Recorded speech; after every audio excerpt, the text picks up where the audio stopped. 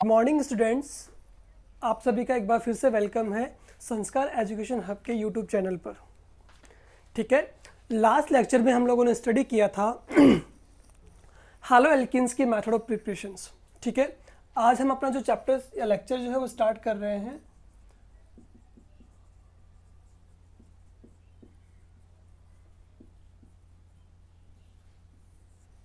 Method of preparation of हैलोएरिन्स।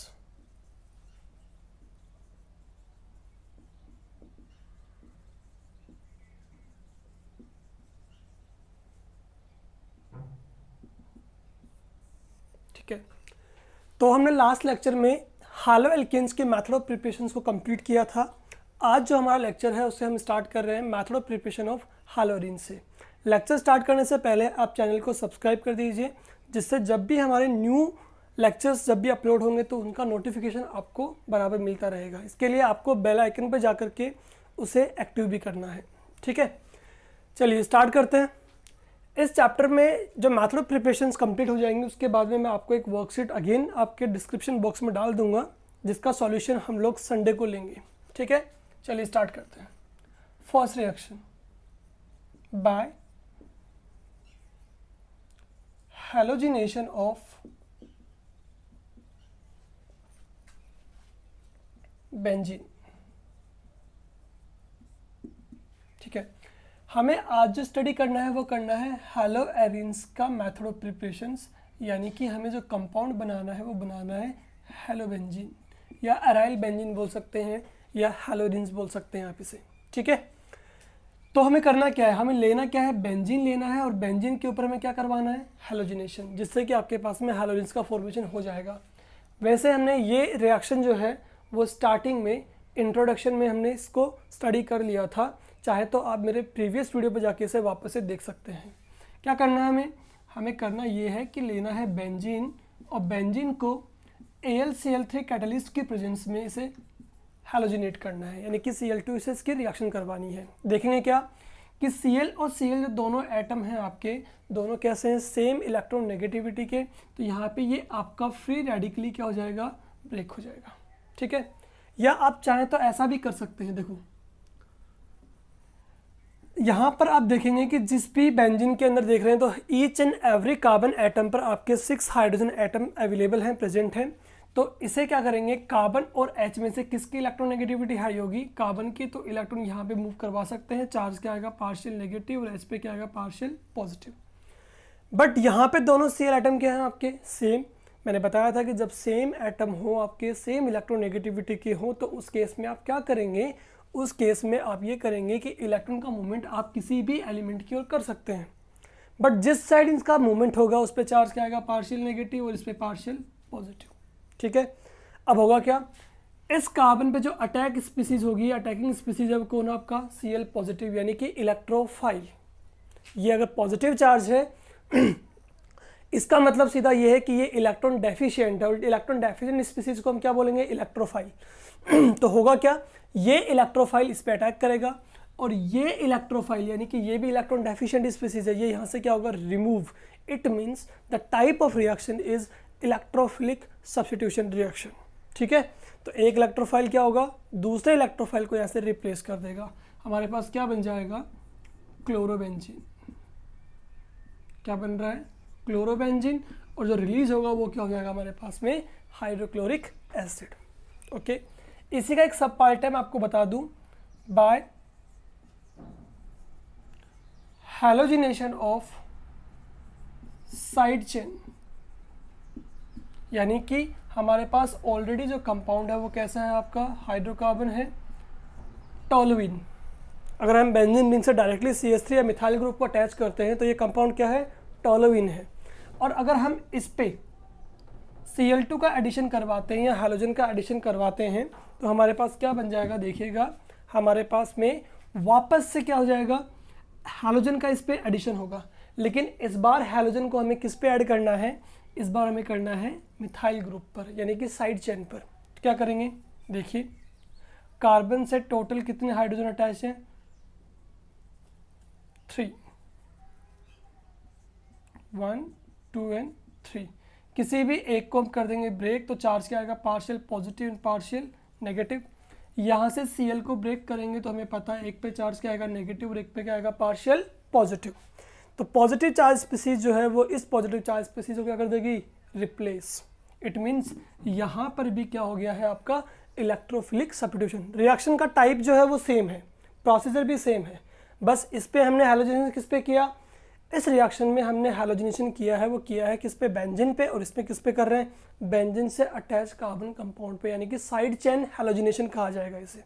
ठीक है, तो हमारे पास कंपाउंड जो बन जाएगा वो क्या बन जाएगा, बेंजीन, जिस पे आपका अटैच है CH2Cl, और रिलीज क्या हो गया हमारे पास में HCl। यानी जो कंपाउंड हमारे पास बना, चलो आइडेंटिफाई करो फटाफट से कि ये किस टाइप का कंपाउंड है। तो ये इजीली आइडेंटिफाई हो जाता है कि हैलोजन से अटैच कार्बन sp3 हाइब्रिडाइज्ड, जो next to the carbon double bond carbon है, लेकिन किस में, बेंजीन रिंग में। मतलब ये क्या बन गया हमारे पास, बेंजाइलिक हैलोएल्कीन। ठीक है, तो ये हमारी फर्स्ट रिएक्शन कंप्लीट हो जाती है, जिसकी हेल्प से अपन क्या बना सकते हैं, हैलोएरीन्स। ओके, चलिए फटाफट से इसका स्क्रीनशॉट ले लीजिए, हम सेकंड रिएक्शन है वो स्टार्ट करने वाले हैं। Okay, complete. Now second reaction, जिसकी हेल्प से हम हैलोएरीन्स का फॉर्मेशन कर सकते हैं, और ये जो रिएक्शन है सेकंड, ये काफ़ी ज़्यादा इंपॉर्टेंट है आपके CBSE and RBSE board exams में। तो रिएक्शन जो है वो देखिए कैसी है, फ्रॉम एनिलीन, हमें एनिलीन से फॉर्मेशन करना है। समझाते हैं आपको लेना है एनिलीन। एनिलीन का मतलब हो गया बेंजीन रिंग से डायरेक्टली अगर आपका अटैच होता है अमीन ग्रुप, NH2 ग्रुप, तो इसे हम क्या बोलते हैं, एनिलीन। ठीक है, इसकी रिएक्शन हमें करवानी होती है किसके साथ, HNO2 प्लस HCl के साथ। ठीक है, इसे हम बोलते हैं नाइट्रस एसिड। क्या बोलेंगे, नाइट्रस एसिड। ठीक है, इसका जो वर्क होता है वो होता है आपका, जब ये इस पर रिएक्शन करता है तो इसका वर्क होता है वाटर रिमूवल का, यानी इसमें आपका वाटर क्या होगा, रिमूव। कितने मोल वाटर रिमूव हो सकता है, 1 and 2। देख लीजिए टोटल कितने हाइड्रोजन हैं, 1 2 3 and 4, और कितने ऑक्सीजन टोटल यहाँ पे 2 हैं, तो यानी यहाँ पे टोटल 2 मोल्स ऑफ वाटर क्या हो जाएगा, यहाँ से रिलीज हो जाएगा। यानी whenever aniline react with nitrous acid, then यहाँ से नाइट्रस एसिड का फंक्शन क्या होगा, वाटर रिलीज करने का, और यहाँ से सारे मोल वाटर हम क्या कर देंगे, रिलीज कर देंगे। जैसे ही वाटर मॉलिक्यूल्स यहाँ से रिलीज हो जाएगा तो हमारे पास क्या बचा, सॉल्ट। देखिए क्या क्या बच गया हमारे पास, वो लिख लेते हैं यहाँ पर। हमारे पास जो बचा हुआ बचा नाइट्रोजन, ये एक नाइट्रोजन एटम यहाँ से बचेगा और एक Cl ये, यानी हमारे पास जो बचा वो क्या बचा, N2Cl, यानी कि सॉल्ट। इस सॉल्ट का नेम क्या है, बहुत इंपॉर्टेंट रिएक्शन है ये, क्या नेम है इसका, बेंजीन डाई एजोनियम सॉल्ट। अब ये इसका नाम जो है बेंजीन डायजोनियम सॉल्ट, ये कैसे आया ये भी मैं आपको यहाँ पे प्रॉपर एक्सप्लेन कर दूंगा अभी आपके सामने, पर इससे पहले समझ लीजिए एक बार फिर से। वेन एवर एनिलीन जो है वो आपका नाइट्रस एसिड से रिएक्शन करता है तो इस एसिड का फंक्शन क्या होगा, यहाँ पे वाटर रिलीज करने का। जैसे ही वाटर के मॉलिक्यूल्स रिलीज हो जाएंगे आपके पास क्या बचेगा, सॉल्ट, जिसका नेम क्या है, बेंजीन डायजोनियम सॉल्ट है, N2Cl बचेगा आपके पास में यहाँ पे। ठीक है, अब देखिए मैं आपको एक्सप्लेन करता हूँ कि इसका नाम बेंजीन डायजोनियम सॉल्ट कहाँ से आया। ये तो आप जानते हैं कि ये जो स्ट्रक्चर यहाँ पे दी गई है, कंपाउंड दिया है, इसे हम क्या बोलते हैं, बेंजीन। ओके, मैंने आपसे स्टार्टिंग में लेक्चर्स में बताया भी था कि एक हेटेरोसाइक्लिक केमिस्ट्री ब्रांच होती है केमिस्ट्री की, जिसके अंदर नाइट्रोजन को हम बोलते हैं एजा, सल्फर को बोलते हैं थाया, ऑक्सीजन को बोलते हैं ऑक्सा, यानी वहाँ पे इन एलिमेंट्स के नेम जो होते हैं वो आपके डिफरेंट होते हैं। तो यहाँ पे नाइट्रोजन को हम क्या बोल रहे हैं बेटा, एजा बोल रहे हैं। ठीक है, कितने हैं ये एजा, टोटल एन कितना है यहाँ पे 2 है, इसका मतलब क्या लग जाएगा, डाई एजा। ठीक है, अब डाई एजा वर्ड तो यहाँ पे समझ में आ जाता है। उसके बाद मैं आपको एक बात बताता हूँ कि आपके पास में मान लीजिए यहाँ पे अमोनिया है, जिसकी रिएक्शन हमने किससे करवा दी, H+ आयन से। हमें पता है कि ये बिहेव करता है एज ए लुईस बेस, जो हमने पढ़ा था इक्विलिब्रियम चैप्टर में। तो ये अपने इलेक्ट्रॉन पेयर डोनेट करेगा इसको और क्या बनाएगा, NH4 पॉजिटिव आयन बनाएगा। ठीक है, समझ रहे हो, यानी यहाँ पे कौन सा बॉन्ड बन रहा है आपका, कोऑर्डिनेट बॉन्ड बन रहा है, ठीक है। जैसे ही ये अपने इलेक्ट्रॉन पेयर्स को डोनेट करके न्यू स्पीसीज का फॉर्मेशन करता है तो इसे हम क्या कह देते हैं, अमोनियम। क्या बोल देते हैं, अमोनियम। यानी जब स्पीसीज आपकी पॉजिटिव चार्ज कंटेनिंग बनती है, ठीक है, कैटायन बनता है, तो लास्ट में जो वर्ड लगता है वो सफिक्स क्या लगता है, ओनियम लगता है। क्या लगता है, ओनियम। तो यहाँ पे क्या है, पॉजिटिव चार्ज है आपका, कैटायन स्पीसीज है, तो हम बोल क्या रहे हैं, 2 को डाई बोल रहे हैं, नाइट्रोजन को हम एजा बोलते हैं, प्लस क्या लग जाएगा, सफिक्स ओनियम, तो नाम क्या हो जाएगा, डाई एजोनियम, ठीक है।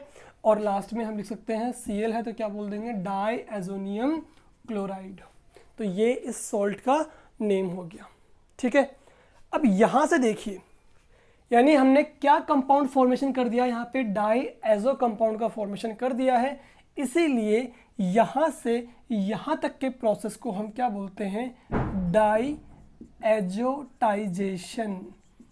राजस्थान बोर्ड के स्टूडेंट्स को मैं यहाँ पे स्पेशली बोलूँगा कि उनको ये 1 मार्क्स का क्वेश्चन आया हुआ है बोर्ड में, what is the diazotization process या रिएक्शन।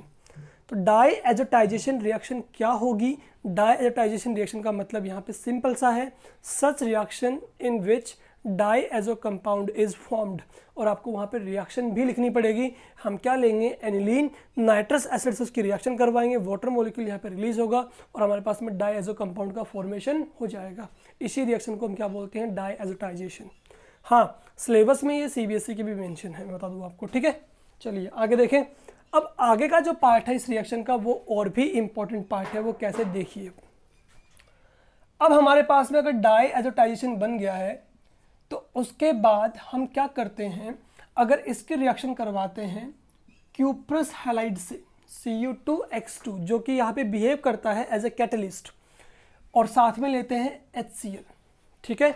तो जो HCl से रिएक्शन हो रही है तो यहाँ पे Cl जो है वो यहाँ पे N2 गैस को करता है रिप्लेस।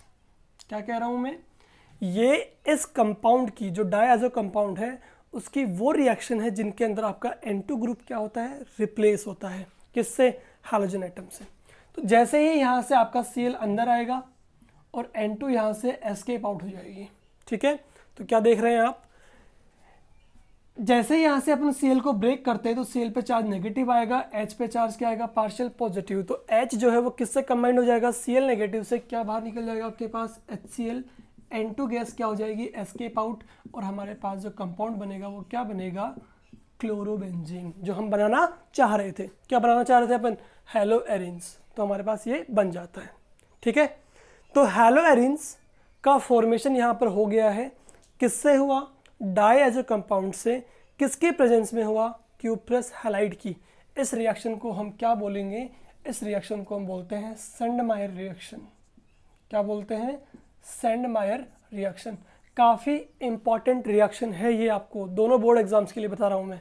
व्हाट इज सेंडमायर रिएक्शन, तो सेंडमायर रिएक्शन क्या है, केवल ये वाला स्टेप, डायएजो कंपाउंड में if N2 group is replaced by any halogen in the presence of cuprous halide then haloarine is formed. This reaction is known as Sandmeyer reaction, ठीक है। Theory याद कर लीजिए और ज़्यादातर कुछ नहीं करना आपको, मैं आपको क्या कह रहा हूँ, this is a simple reaction in which N2 group replacement is take place. और एक और चीज़ जो आपको याद रखनी है वो क्या रखनी है, इसका कैटलिस्ट क्यूप्रस हैलाइड की प्रेजेंस में ये होती है, ठीक है।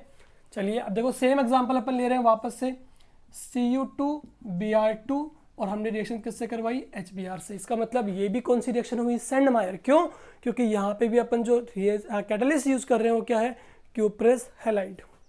क्या होगा, Br का रिप्लेसमेंट N2 से हो जाएगा, सिंपल सी रिएक्शन है। क्या बन जाएगा हमारे पास, ब्रोमोबेंजीन। क्या बन रहा है, ब्रोमोबेंजीन, N2 गैस बाहर निकल जाएगी और साथ में क्या बन जाएगा, HCl का फॉर्मेशन हो जाएगा, ठीक है। बट अब सुनना ध्यान से, एक और इंपॉर्टेंट केस यहां से सामने आएगा अपने पास। बट इफ दिस रिएक्शन, यानी कि सेम टाइप ऑफ रिएक्शन आपकी प्रोसीड करती है बट कैटलिस्ट चेंज हो जाए, यानी कॉपर पाउडर यहां पे आप यूज करें, किसके प्लेस पर, क्यूप्रस हैलाइड की प्लेस पर, ठीक है। रिएक्शन सेम होगी, रिएक्शन का प्रोसीजर भी सेम होगा, इवन मैं आपसे कह रहा हूं कि आपके पास में प्रोडक्ट का फॉर्मेशन भी सेम होगा, बट चेंज क्या है, चेंज है आपका कैटलिस्ट। अगर आपका कैटलिस्ट क्यूप्रस हैलाइड है तो रिएक्शन कैसी है, सेंडमायर। और अगर आपका कैटलिस्ट कैसा है, कॉपर पाउडर है, तो आपकी रिएक्शन कैसी है, वो रिएक्शन होगी आपकी, मैं अभी आपको बता देता हूँ, वो रिएक्शन हो जाएगी आपकी गाटरमान रिएक्शन, गाटरमान रिएक्शन। ठीक है, मैं आपको इसको नीचे लिख देता हूँ, दिस इज बेंजीन डाइएज़ोनियम क्लोराइड। समझ में आया आपको? देखिए कितनी इंपॉर्टेंट रिएक्शन, यहाँ पे 3 चीजें आपको समझ में आनी चाहिए। पहला, diazotization. If aniline react in the presence of nitrous acid then water removal is take place and diazo group is formed. इस रिएक्शन को हम क्या बोलेंगे, diazotization. And if diazo group form haloarene in the presence of cuprous halide, तो reaction क्या है, सेंडमायर। अगर copper powder से बना रहा है तो क्या है, रिएक्शन गाटरमान रिएक्शन है। यानी यहाँ पे टोटल 3 नेम प्रोसेस आपको याद हो जाने चाहिए, इसीलिए ये रिएक्शन क्या है, इंपॉर्टेंट है। अगर आपसे डाइएज़ोटाइजेशन प्रोसेस पूछा जाए if in your board examination, जो क्वेश्चन हमारे पास में पूछा गया है वो क्या है, डाइएज़ोटाइजेशन, तो आपको यहाँ से यहाँ तक का स्टेप ही करना है। बट अगर आपसे सेंडमायर रिएक्शन पूछा जाए तो आपको यहाँ से यहाँ तक का स्टेप करना है। गाटरमान पूछे तो आपको यहाँ से यहाँ तक का स्टेप दिखाना है वहाँ पे करके आपको। ठीक है, अब एक चीज़ और बता दूँ मैं आपको, यहाँ पे थोड़ी सी इन्फॉर्मेशन जो आपको इसमें मिलनी चाहिए वो ये है कि दोनों की दोनों रिएक्शन के अंदर प्रोसीजर सेम है, प्रोडक्ट सेम बन रहा है, केवल कैटलिस्ट डिफरेंट है। तो इससे क्या फ़र्क पड़ेगा रिएक्शंस पे, या दोनों को अपन ने क्यों अलग अलग बोला है, तो मैं आपको बता दूं कि इन दोनों कैटलिस्ट में से आपका जो बेटर कैटलिस्ट है वो कौन सा है, आपका क्यूप्रस हैलाइड। यानी इस प्रोसेस में अपन को जो यील्ड मिलती है, जो हमें क्वांटिटी मिलती है प्रोडक्ट की, वो हाई मिलती है as compare to Gattermann reaction की। समझ रहे हो मेरी बात को? इसीलिए आपके सेंडमायर रिएक्शन में जो आपका प्रोडक्ट ऑब्टेन होगा वो आपका बेटर होगा as compare to Gattermann reaction की। ठीक है, ये मैं आप दोनों को कंपैरिजन में आपको बता रहा हूँ कि ये इन दोनों के बीच हल्का सा कंपैरिजन है या डिफरेंस है। ठीक है, तो यहाँ पे अपनी सेकंड रिएक्शन कंप्लीट हो जाती है from aniline. Now third one, फटाफट से इसका स्क्रीनशॉट आप ले लीजिए। Okay, done.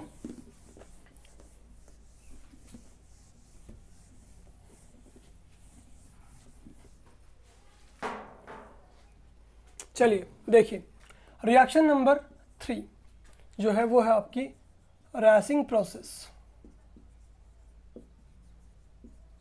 हालांकि ये जो रिएक्शन है वो आपकी आरबीएसई बोर्ड में है, सीबीएसई में नहीं है, लेकिन आपको मैं एक चीज़ आपको यहाँ पे बता देता हूँ कि जो रिएक्शन आरबीएसई के बोर्ड में कुछ एक्स्ट्रा है वो सीबीएसई के बच्चे अगर पढ़ लेते हैं तो उसका बेनिफिट क्या मिलता है, आपको एक चीज़ समझाता हूँ मैं। बेनिफिट ये मिलता है कि उन्हें एक अपडेटेड नॉलेज हो जाती है कुछ रिएक्शंस के बारे में, जिससे वो क्या कर सकते हैं मैं आपको बताता हूँ। अपने बोर्ड एग्जाम में कम से कम 3 to 4 मार्क्स के क्वेश्चन जो आते हैं वो आते हैं on the basis of convergence. Like हमें कोई रिएक्टेंट दिया होगा, उसको हमें किसी प्रोडक्ट में चेंज करना होता है, तो उस टाइम पर वो स्टूडेंट उन रिएक्शंस पे इजीली अप्रोच कर पाएगा जिससे नॉलेज ऑफ रिएक्शंस होगी। यानी जितनी रिएक्शंस की नॉलेज हमें होगी उन रिएक्शंस की हेल्प से आप ज़्यादा बेटर और कन्वीनियंट वे में उन्हें कन्वर्ट कर पाएंगे, और अप्रोच भी उन स्टूडेंट्स की ज़्यादा बेटर लगेगी एज़ कम्पेयर टू उनकी जिनकी लैक ऑफ प्रैक्टिस होती है। ठीक है, तो कहने का मतलब क्या हुआ, हर रिएक्शन इंपॉर्टेंट है, हर रिएक्शन को हमें ध्यान से पढ़ना है।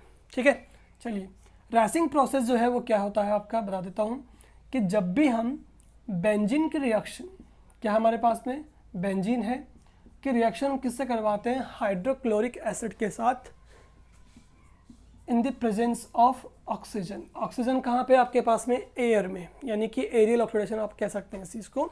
ठीक है, तो देखिए क्या बनता है आपके पास में, ये जो प्रोसेस होता है वो आपका CuCl2 की प्रेजेंस में होता है, मैं आपको बता दूं यहाँ पर। ठीक है, यानी ये होगा आपका क्यूप्रिक हैलाइड की प्रेजेंस में, क्यूप्रिक क्लोराइड की प्रेजेंस में होगा। यहाँ पे कॉपर पे जो चार्ज है वो टोटल कितना है, 2+ है, तो इसे हम क्या बोलेंगे, क्यूप्रिक।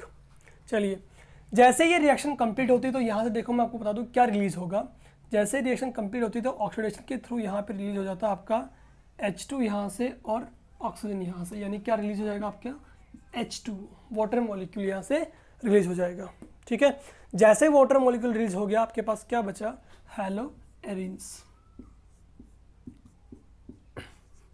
तो ये प्रोसेस कैसा आपका रेसिंग प्रोसेस है। सिंपल सी इक्वेशन है, बेंजीन रिंग की रिएक्शन अगर अपन HCl विद एरियल ऑक्सीडेशन करवाते हैं CuCl2 की प्रेजेंस में, तो वाटर मॉलिक्यूल यहाँ से रिलीज हो जाएगा और आपके पास क्या बनेगा, हैलोएरिन का फॉर्मेशन हो जाता है। And the fourth reaction is Hunsdiecker. ये हम कल भी पढ़ चुके हैं। कल मैंने आपको या लास्ट लेक्चर में मैंने आपको बताया था कि हुन्सडीकर रिएक्शन जो होती है वो क्या होती है, डी कार्बोक्सिलेटिव ब्रोमिनेशन। यानी कि मैं आपको लिख देता हूं यहां पे फिर से एक बार, डी कार्बोक्सिलेटिव ब्रोमिनेशन। देखिए क्या मतलब है इसका, ब्रोमिनेशन वर्ड का मतलब यहाँ पे है एडिशन ऑफ ब्रोमीन से, और डी कार्बोक्सिलेटिव का मतलब है रिलीज ऑफ CO2 गैस। ठीक है, बड़ा एक फर्क है। ये जो हमने लास्ट रिएक्शन स्टडी की थी हुन्सडीकर रिएक्शन, वो हमने स्टडी की थी for the further preparation of haloalkanes. इसका मतलब हमने जो सॉल्ट लिया था वो क्या लिया था, एल्काइल ग्रुप का। लेकिन हमें यहाँ पे जो ये रिएक्शन स्टडी करनी है वो किसके लिए करनी है, मेथड ऑफ प्रिपरेशन ऑफ हैलोएरिन्स के लिए। तो यहाँ पे जो हम सॉल्ट लेंगे वो किसका लेंगे, एरोमेटिक कार्बोक्सिलिक एसिड का। तो इसका मतलब आपको स्टार्ट किससे करना है, आपको R की वैल्यू पुट करनी है benzene C double bond O negative Ag positive. यानी हमारे पास क्या हो गया, ये silver salt of benzene carboxylate ion. ठीक है, अब हमें रिएक्शन किससे करवानी है आगे, पता है अपन को, हमें करवानी है ब्रोमीन से, क्योंकि हमें करवाना है ब्रोमिनेशन। ठीक है, तो जैसे ही ब्रोमीन की रिएक्शन करवाते हैं तो इसे ब्रेक करेंगे तो आपके पास यहाँ से क्या निकल जाएगा, सबसे पहले AgBr। क्या निकल जाएगा, सिल्वर ब्रोमाइड। ये रिलीज होने के बाद दूसरा टर्म क्या हमारे पास में, डी कार्बोक्सिलेशन, यानी कि यहाँ से क्या रिलीज हो गई, CO2 गैस। तो ये यहाँ से निकल जाएगी आपकी CO2 गैस का रिलीज हो जाएगा। तो हमारे पास क्या बच गया, बेंजीन, और इस साइड से ब्रोमीन। तो हमारे पास जो बन जाता है वो बन जाएगा हैलोएरिन। यानी यहाँ पे बेंजीन के प्लेस पे अगर मैं R पुट करता हूँ एल्काइल चेन, तो हमारे पास हैलोएल्केन बन जाएगा। और यहाँ पे अगर R की वैल्यू हम बेंजीन पुट कर देते हैं तो हमारे पास क्या बन जाएगा, हैलोएरिन का फॉर्मेशन हो जाएगा। ठीक है, तो ये टोटल 4 रिएक्शंस हैं जिनकी हेल्प से हम क्या प्रिपेयर कर सकते हैं, हैलोएरिन्स को। ठीक है, तो इस तरह से अपने मेथड ऑफ प्रिपरेशन ऑफ हैलोएरिन्स भी कंप्लीट हो जाता है। ठीक है, फटाफट से स्क्रीनशॉट ले लीजिए इसका। इसके बाद हम स्टार्ट करते हैं इनकी फिजिकल प्रॉपर्टीज। Okay, done. देखिए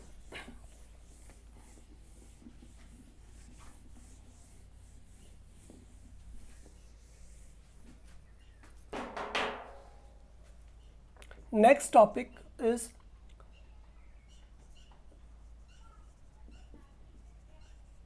physical properties of haloalkanes and haloarenes। चलिए देखिए, फिजिकल प्रॉपर्टीज की अगर हम बात कर रहे हैं, इसका मतलब हम यहाँ पे बात करने वाले हैं about the colour, physical states कि कौन कौन से कंपाउंड आपके गैस स्टेट में होंगे, कब वो आपके लिक्विड में हो सकते हैं, कब वो आपके सॉलिड में हो सकते हैं। इनकी कलर प्रॉपर्टीज़ को डिफाइन करेंगे, साथ में इनके मेल्टिंग बॉइलिंग पॉइंट को डिस्कस करेंगे कि कब कब इनके मेल्टिंग बॉइलिंग पॉइंट्स आपके हायर लोअर हो सकते हैं, किसके कंपैरिजन में, और इन दी एंड इनके डेंसिटीज़ वगैरह को हम देखेंगे। ठीक है, तो ये सारी प्रॉपर्टीज़ जो हम फिज़िकली इसको देख पाएंगे, कंपाउंड्स के बारे में फिज़िकली इसको फील कर पाएंगे, वो सारी प्रॉपर्टीज़ आपके बिलोंग करती हैं फिज़िकल प्रॉपर्टीज़ से। तो सबसे पहले हम यहाँ पे देखना चाहेंगे फर्स्ट पार्ट क्या है आपका, फिजिकल स्टेट। यहाँ पर मैं आपको ईच एंड एवरी पॉइंट के साथ में कुछ बेसिक नॉलेज या कुछ लॉजिक्स दूंगा, जो लॉजिक्स आपके लगभग ईच एंड एवरी चैप्टर के हर फिजिकल स्टेट में बिल्कुल फिट होंगे। मतलब फिजिकल प्रॉपर्टीज़ को हमें बहुत ध्यान से समझना है। जो भी लॉजिक्स यहाँ पे, जो भी पॉइंट्स मैं आपको बताता जा रहा हूँ, वो सारे पॉइंट्स लगभग हर फिजिकल प्रॉपर्टी में लगभग उसी के अकॉर्डिंग हमें उन्हें सॉल्व करना है। ठीक है ना, तो ईजी है ये सब चीज़ें। देखो कैसे आप समझिए, हमने 11th क्लास में भी स्टडी किया था कि जब एल्केन की बात करते हैं तो एल्केन में हमने पढ़ा था कि कार्बन 1 से लेकर के फर्दर 3 और 4 कार्बन एटम्स तक आपके सारे के सारे एल्केन्स होते हैं गैसेस स्टेट के अंदर, पढ़ा था। इसके बाद 4 to 17 मेंबर्स तक होते हैं आपके लिक्विड स्टेट में और उसके बाद में होते हैं वैक्सिस सॉलिड। इसका लॉजिक क्या है? इसका लॉजिक सिंपल सा है कि when ever number of carbon atoms आपके इंक्रीज होते हैं, तो जब एटम इंक्रीज होंगे तो उनका फर्दर मास भी क्या होगा? इंक्रीज होगा। यानी नंबर ऑफ कार्बन एटम के इंक्रीज होने पर, जब आपके number of carbon atom increase होंगे तो उसके साथ आपका मॉलिक्यूलर मास क्या होगा? इंक्रीज होगा। समझिए, एक बहुत थोड़ा सा एग्जांपल मैं आपको दे रहा हूँ, उससे आपको समझ में आ जाएगा। सपोज कीजिए आपके पास नंबर ऑफ एटम्स जो हैं वो स्टार्टिंग में बहुत कम है, तो डिस्टेंस ज़्यादा होगी उनके बीच में, उनका मास कम है, ठीक है। इंटरमॉलिक्यूलर अट्रैक्शन फोर्सेस उनके बीच में क्या होंगे? लो होंगे। तो ऑब्वियस सी बात है कि उनकी स्टेट कैसी होगी? गैसियस ही होगी। अब नंबर ऑफ एटम्स अगर इंक्रीज होंगे तो स्टेट क्या हो जाएगी? लिक्विड। और ज़्यादा नंबर ऑफ एटम्स अगर इंक्रीज होंगे तो धीरे धीरे वो क्या बन जाएगा? आपका सॉलिड बन जाएगा। बहुत सिंपल सा एग्जांपल है, लेकिन समझा देगा आपको कि हाँ, नंबर ऑफ एटम्स इंक्रीज होने पे मास इंक्रीज होगा मॉलिक्यूलर, और मॉलिक्यूलर मास इंक्रीज होने पर आपकी फिजिकल स्टेट भी क्या होगी? चेंज होगी। Gases to liquid and liquid to solid.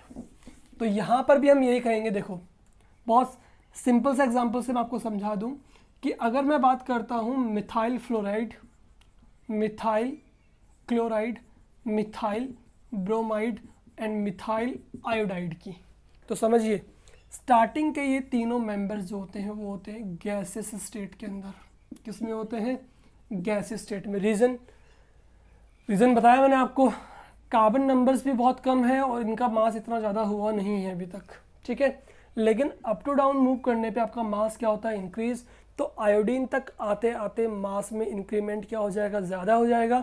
इसलिए ये कंपाउंड आपका मे बी लिक्विड हो सकता है या फिर हल्का सा वैक्सी सॉलिड हो सकता है, ठीक है। यूँ समझ लीजिए कि हैलो एल्केन्स के अंदर भी कार्बन 1 to 4 तक तो आपके जो होंगे एलिमेंट्स वो होते हैं आपके क्या? गैसेस स्टेट में, उसके बाद आपके लिक्विड स्टेट में, और फर्दर आपके वैक्सी सॉलिड बन जाते हैं। रीज़न आपको मैंने बता दिया है कि नंबर ऑफ एटम्स इंक्रीज होने पर मॉलिक्यूलर मास इंक्रीज होगा और उससे आपके फिजिकल स्टेट में चेंज आएगा। तो ये तो बहुत सिंपल सा लॉजिक है इसके अंदर। चलिए, उसके बाद अगर अपन सेकंड पॉइंट पे बात करते हैं तो देखेंगे क्या? Colour properties. तो कलर प्रॉपर्टीज़ के बारे में मैं आपको एक और लॉजिक दे रहा हूँ, वो भी आपको हर बार अप्लाई कर लेना है हर जगह पर। देखिए क्या कलर प्रॉपर्टी के बारे में अगर बात करते हैं तो जितने भी आपके पास एल्काइल हैलाइड्स होते हैं ये सब के सब आपके होते हैं कलरलेस। बट कब? जब ये होते हैं अपनी प्योर स्टेट के अंदर, ठीक है। यानी जब भी ये प्योर स्टेट में आपको मिलेंगे तब प्योर स्टेट के अंदर ये हमेशा किस में होंगे? कलरलेस होंगे। But when ever they heated, ठीक है, अगर आप इसे फ्लेम कर रहे हो, यानी फ्लेम के साथ में इसे बर्न कर रहे हो, हीट कर रहे हो, या फिर इसे कांटेक्ट में लेके आ रहे हो किसके? लाइट के, तो उन दोनों ही केस में ये कंपाउंड शो करते हैं कलर्ड कंपाउंड। समझ रहे हो मेरी बात को? यानी किस मीडियम में जब भी आपने इसको फ्लेम के साथ हीट किया या फिर इसे लाइट के कांटेक्ट में लेकर आए, तो उन केसेस में आपके एल्काइल हैलाइड क्या शो करेंगे? कुछ कलर प्रॉपर्टी शो कर देते हैं। मैं आपको बता दूं क्यों कर देते हैं, अब समझिए ध्यान से। एक ही लॉजिक है। मान लीजिए आपके पास में ये एल्काइल हैलाइड है मॉलिक्यूल, इसे लाइट के फॉर्म में या हीट के फॉर्म में आपने क्या प्रोवाइड की? मान लीजिए एनर्जी प्रोवाइड की। तो जैसे ही लाइट के फॉर्म में आपने इस मॉलिक्यूल को एनर्जी प्रोवाइड की, तो मॉलिक्यूल जो है, आपको पता है लाइट जो होता है वो विबग्योर है, इसमें टोटल 7 कलर्स इनबिल्ड होते हैं। तो किसी भी एक वन ऑफ देम कलर की जो वेवलेंथ है उसको ये मॉलिक्यूल क्या करेगा? एब्जॉर्ब कर लेगा। समझ रहे हो मेरी बात को? स्टार्टिंग में मॉलिक्यूल जो है वो आपका बिल्कुल स्टेबल है, मान लीजिए एल्काइल हैलाइड का। जैसे ही इस मॉलिक्यूल को आपने लाइट या एनर्जी के फॉर्म में, लाइट या फिर हीट के फॉर्म में आपने इसको एनर्जी प्रोवाइड की, तो लाइट में आपको पता है 7 कलर इनबिल्ड है विबग्योर, तो उनमें से किसी एक कलर की वेवलेंथ को ये क्या करेगा? एब्जॉर्ब कर लेगा। जैसे ही इसने एब्जॉर्ब किया वैसे ही क्या मिली? इसको एनर्जी हुई। एनर्जी एब्जॉर्ब करने के बाद मॉलिक्यूल जो है वो आपका ग्राउंड स्टेट से कहाँ मूव कर जाएगा, एक्साइटेड स्टेट में। इसे हम क्या बोल रहे हैं, जीएस यानी ग्राउंड स्टेट मॉलिक्यूल है। लेकिन जैसे इसने एनर्जी एब्जॉर्ब की लाइट के फॉर्म में तो कहाँ मूव कर गया, एक्साइटेड स्टेट में मूव कर गया। अब ये है, सपोज दैट ये पेन है, इससे आपने यहाँ से एनर्जी प्रोवाइड की तो मॉलिक्यूल या पेन जो है वो कहाँ चला जाएगा, आपका अपर लेवल पर। ठीक है, जितना अमाउंट ऑफ एनर्जी हम इसको प्रोवाइड करेंगे ये उतना ही अपर मूवमेंट पे चला जाएगा आपका। ठीक है, बट कुछ टाइम बाद यानी एक फ्रैक्शन ऑफ सेकंड्स वहाँ पे रहने के बाद ये वापस कहाँ आएगा, नीचे आएगा, बिकॉज जितनी एनर्जी हमने इसको प्रोवाइड की थी उतना ये एक्साइटेड हो चुका है। उसके बाद अपनी एनर्जी को वापस क्या करेगा, इमिट करेगा, और एनर्जी इमिट करते हुए कहाँ पे आ जाएगा, वापस से ग्राउंड स्टेट पर आ जाएगा। यानी आफ्टर सम टाइम ये वापस कहाँ मूव करेगा, down the towards the ground state. But जब ये वापस आ रहा होता है तो अपनी एनर्जी जो होती है वो उस एनर्जी को क्या करता है, ये इमिट करता है। क्या करता है, इमिट। और जो एनर्जी ये उस टाइम पे आपका इमिट करता है वही एनर्जी आपको विजिबल रीजन में कलर्स के फॉर्म में दिखाई देती है। ठीक है, कलर कौन सा दिखाई देगा ये डिपेंड करता है कि इसने कौन से कलर की वेवलेंथ को एब्जॉर्ब किया है, उस कलर की कॉम्प्लीमेंट्री कलर यहाँ पे ये शो कर देता है। ठीक है, तो मैंने आपको बताया, जनरली मैं आपको बता भी दूं, एल्काइल हैलाइड्स को जब अपन हीट करते हैं फ्लेम के साथ तो ये ग्रीनिश कलर शो करता है। ठीक है, लाइट ग्रीनिश कलर शो करता है, और जब लाइट के कांटेक्ट में लेते हैं तो हल्का हल्का येलो स्टार्ट हो जाता है, ये येलो कलर में टर्न अबाउट होना स्टार्ट हो जाता है।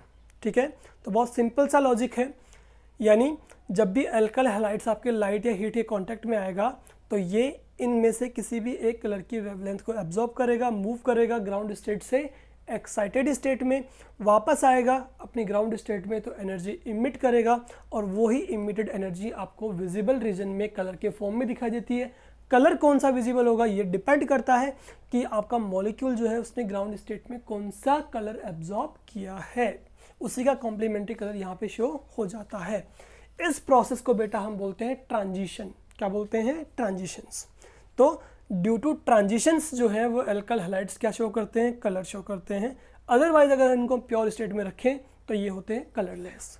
तो ये जो लॉजिक है वो कॉन्सेप्ट है वो आपका कॉन्सेप्ट किसका बन जाता है, कलर का। फिजिकल स्टेट कॉन्सेप्ट मैंने आपको बता दिया है कि number of carbon atom increase होने पे मॉलिक्यूलर मास इंक्रीज होगा, उससे आपका फिजिकल स्टेट चेंज होता है।